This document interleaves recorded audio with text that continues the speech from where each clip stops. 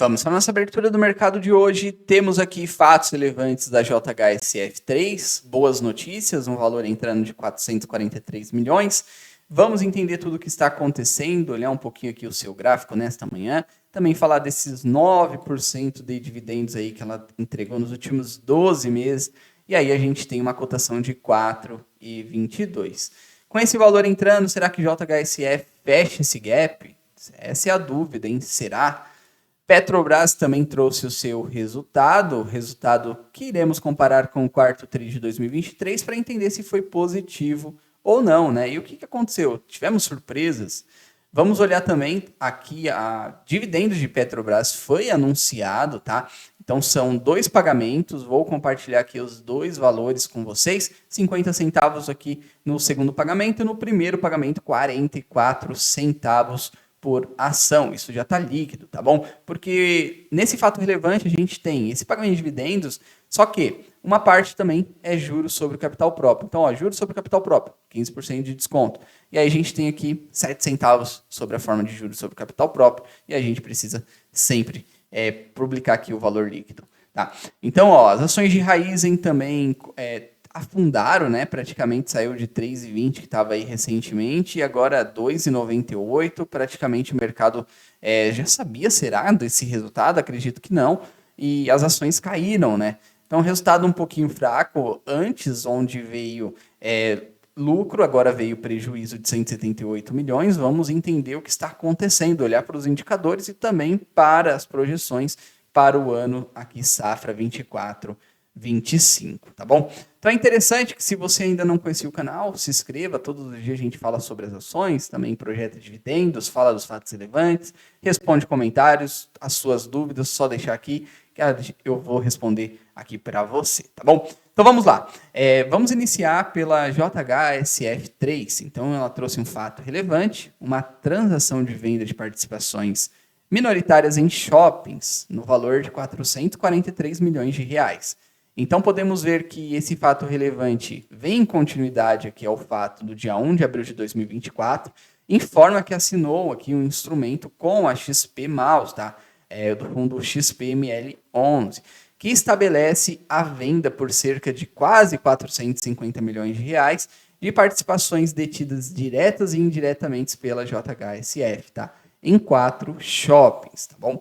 Então, é importante entender que esse valor já foi creditado para a JHSF e pode-se respingar um pouquinho também de dividendos e também podemos ver em breve aquisições aí, ou a gente pode ver aí o próprio caixa se fortalecendo, que nesse momento estamos com quase 500 milhões de reais, tá? Em liquidez. Então é interessante.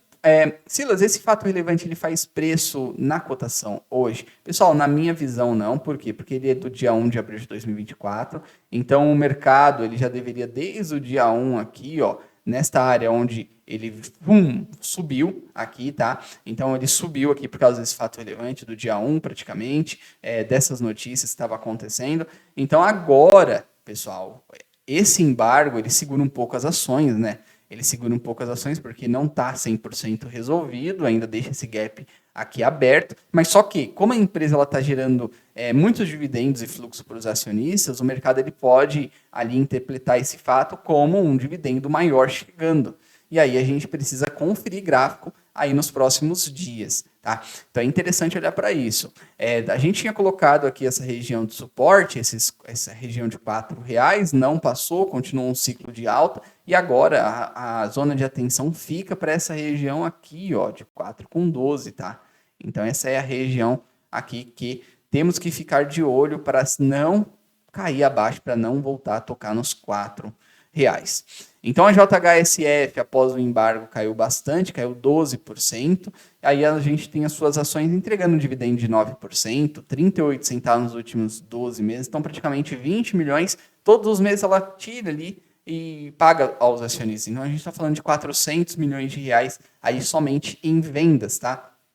Vendas de participações que a empresa pode ali se reposicionar aqui em breve no mercado.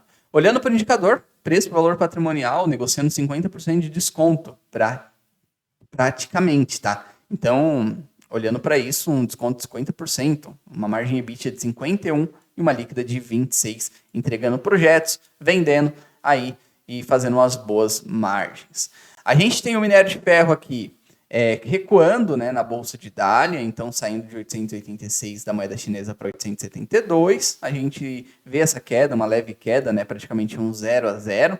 A gente precisa entender tudo o que está acontecendo. Também olhar para alguns indicadores. O próprio Bitcoin andando aqui na região com 62 mil dólares, já tem pessoas falando que o Bitcoin vai cair até a região de 50, abaixo disso. Só que pegou o nosso alvo aqui, né, que estava nessa região de 60, e aí fica o nosso próximo alvo na região de 51 aqui, mil dólares, tá? Para o Bitcoin. E aí a gente tem aqui um pouco de Petrobras. A Petrobras trouxe o seu resultado, um resultado que, comparando com o quarto trimestre, ele caiu, né? Caiu praticamente em todas as suas linhas. O mercado, ele esperava um resultado um pouco fraco? Sim, mas pode ser que esse resultado foi um pouco mais fraco do que deveria. E aí, o que pesa na decisão do investidor nesta abertura? Preço justo. O preço justo de Petrobras não é 41, não é 50, não é 60, é muito além disso, tá? Então, é muito interessante, se tiver alguma variação, essa variação, acredito que não será tão alta. Então, a receita caiu de 134 para 117, tá? Então, tivemos aqui o lucro bruto de 72 para 60 bilhões, tá? As despesas aqui recuando para 16 bilhões de reais, e o lucro aqui dos acionistas ficou em 23,7. Então, onde foi de 31, 23,7, mas só que a gente teve também alguns pontos aqui no resultado financeiro, tá? Então, variação cambial, a gente teve um prejuízo aqui, também hedge aqui, cambial, tá? Então, de 4 bilhões de reais, tá? Então, é importante olhar para isso que poderia ter sido lucro, foi impactado. Então, antes, aí, o quarto trimestre, o resultado financeiro foi de 1,3 positivo, agora foi de 10 bi negativo, tá? Então, é interessante ficar de olho em tudo, tá bom? Então, temos aqui o dividendo de Petro, tá? Que foi anunciado aqui. A gente tem o valor total de R$ 1,04, tá? Por ação ordinária e preferencial, só que a gente tem que descontar um pouco aí do juros sobre capital próprio e também desses juros sobre capital próprio que também estão entrando, tá bom? Sendo assim, o primeiro anúncio seria aí para o pagamento no dia 20 de 8 de 2024, a Datacom é no dia 11 de 6 de 2024, 44 centavos, 1% aqui para quem se posicionar em Petro, aqui olhando para esse anúncio. Agora a gente tem o segundo anúncio, de 50 centavos, e o pagamento é no dia 20 de setembro de 2024, com a Datacom no dia 11 de junho de 2024. 1,2% de yield esse pagamento. Silas, a visão de resultado de Petro, pessoal, minha visão é um resultado um pouco fraco, tá? Um pouco fraco, mas também explicado pelas vendas. As vendas também caíram do trimestre anterior para esse, e podemos ver que o Brent recuou de 84 para 83 e o dólar ficou 4,95, tá?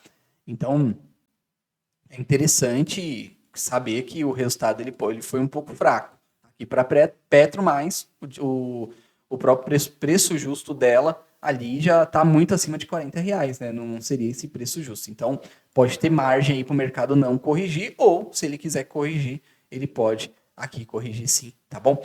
Então é interessante ficar com as informações aqui no radar. No gráfico de 6 meses, aqui a Petro fez aqui 41,49. Vamos dar uma olhadinha aqui no Petro PBR, porque aí pode ter mudado algumas recomendações. Vamos dar uma olhadinha como que estão.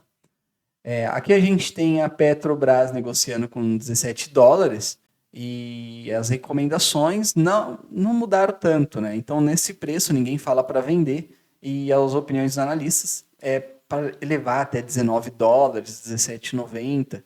E o Morgan Stanley disse aqui que manteve a 19 dólares, Bank of America também manter, o BS comprar. Então, manda manter e comprar aqui as grandes casas aqui de investimento, né? Os bancos de investimento. O próprio gráfico aqui de Petrobras, podemos ver que é bastante compra aqui na ação, com poucas vendas, e aí a gente tem esse dividendo aí, que o mercado ele já esperava, né? Ele esperava um dividendo até que interessante, em comparação ao ano passado ainda reduziu um pouco. esse dividendo de R$1. Agora vamos falar de Raízen. Se você tem alguma dessas ações, deixa aqui nos comentários. Eu tenho JHSF, Silas, eu tenho Petrobras. Ah, Silas, eu tenho as ações de Raízen. Deixa porque sempre quando tiver fato relevante ou algum comunicado, alguma matéria que fale dessa ação, eu vou trazer aqui para vocês, tá? Então vamos lá.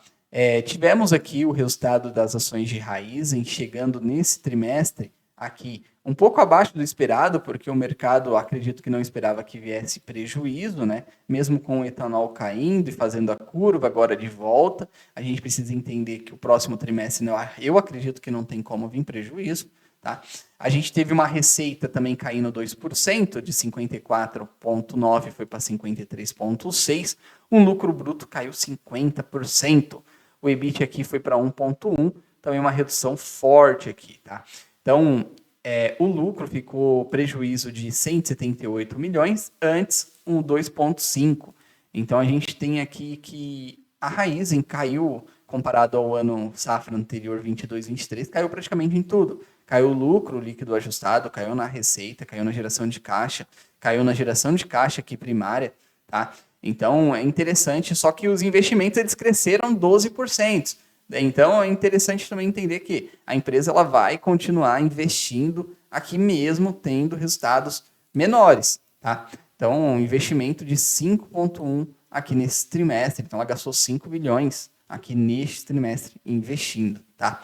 Então, é interessante olhar para esse resultado, olhar o que aconteceu também, né? A gente também teve a parte do resultado financeiro, aumentando 25% aqui, impactando um pouquinho, mas só que esses 25% eu não acredito tanto, porque se a gente coloca 500 milhões de reais e a diferença de um lucro para o outro foi de 2 bilhões, 2 bi aqui, tá? Então, esses 500 milhões aqui não faz nem cócegas aqui, então a gente olha mesmo para esse resultado como um resultado um pouco fraco aí. Vamos observar nesta abertura o que o mercado vai dizer das ações. Ah, Silas, assusta um pouco aqui essas projeções de guidance aqui da Raízen, aqui do investimento de 10 a 11, o guidance 24 e 25, eles realizaram 12 bilhões no ciclo 23-24 e estão dizendo que vão de 10,5 a 11,5, tá? Em investimentos aqui dentro da empresa. Então é interessante ficar de olho. Não assusta. Não assusta porque a proposta da empresa é concluir as usinas, né? Então, após concluir as usinas, a gente vai ter ali um leve movimento aqui na margem líquida. E indo para 2, 3%, a gente está feito, tá? Então, Silas, eu devo vender minha casa e comprar Raízen? Eu não faria isso nunca. Eu até compraria outra casa e investiria devagarzinho também em ações, tá? Então, quem fala para você fazer isso é louco. Então, na minha visão, quando terminar todos os investimentos, a margem líquida vai melhorar e melhorando, você vai ver essa receita de 220 bilhões fazendo muito efeito no lucro líquido, tá? Então, é interessante olhar para isso, olhar para tudo que está acontecendo, tá bom? Então, é isso, pessoal. Esse resultado é um resultado um pouco fraco na minha visão, não esperava, tá? Petrobras também fraco, um resultadinho fraco também, tá? A JHSF é positivo para a ação, tá? Esse dinheiro entrando, porque pode trazer dividendos aí, ou o mercado pode especular aí dividendos aqui, tá bom? Então é isso. Meus agradecimentos, fiquem com Deus, bons investimentos e até a próxima.